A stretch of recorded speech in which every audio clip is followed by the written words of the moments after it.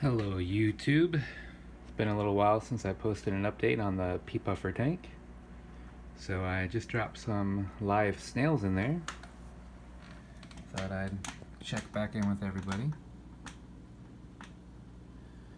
And one of the topics I wanted to talk about was the new format of the tank. I have a lot more stones and driftwood and plant life in here.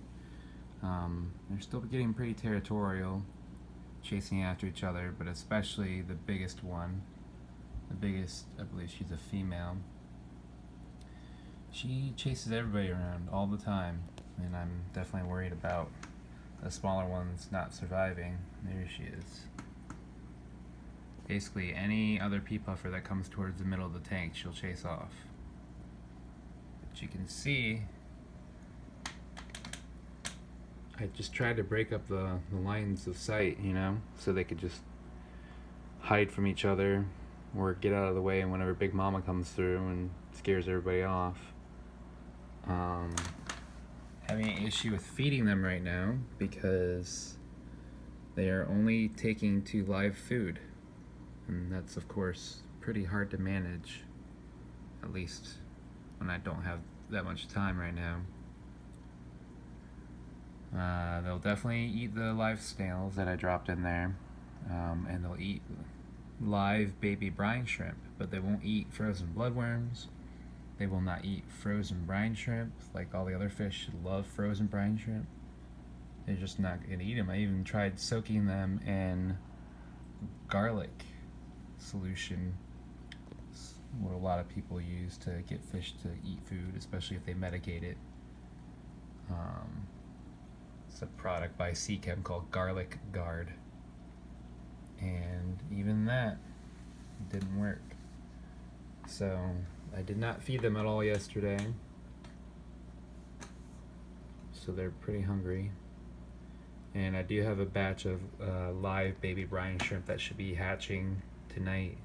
It should be ready to go for tomorrow, but just hard to keep them fed. And the ones that aren't the big one, the other four, that are always getting chased by the big one, I'm worried about them getting enough food. So I kind of try to spread out the snails throughout the rest of the tank. A little standoff here. Yeah, that's not cool. I don't know, I've considered separating the big one from everybody else so that they can have some time to grow a little bit, but I don't know, still thinking about that. I started with 8 that I brought home probably a month ago now, and now I'm down to 5. You'll notice I also have this Corydoras in here. This is a peppered Cory catfish. And I also have 3 autosynclus. Everybody calls them auto cats. There's one right there on the glass.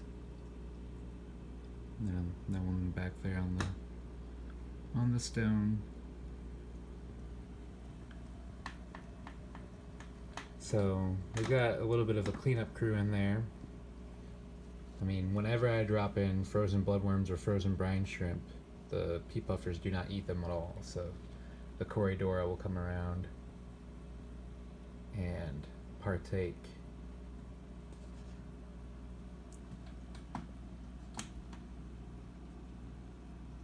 If anybody has any suggestions on how to wean these guys off the live food and onto frozen food, that would be greatly appreciated, because it's, again, hard to manage keeping on that live food coming on a daily basis for these little guys. Yeah, you can see them, she's really chasing everybody right now with the food in there. But yeah, just thought I'd update my page with how my pea puffer tank looks now. Again, this is a 20-gallon. I've got a cheap little Tetra hang on back filter back there. I just removed the cartridge that comes with it and put in my own biomass, bio rings, and a sponge.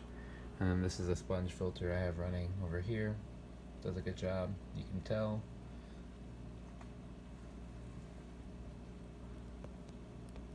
But yeah,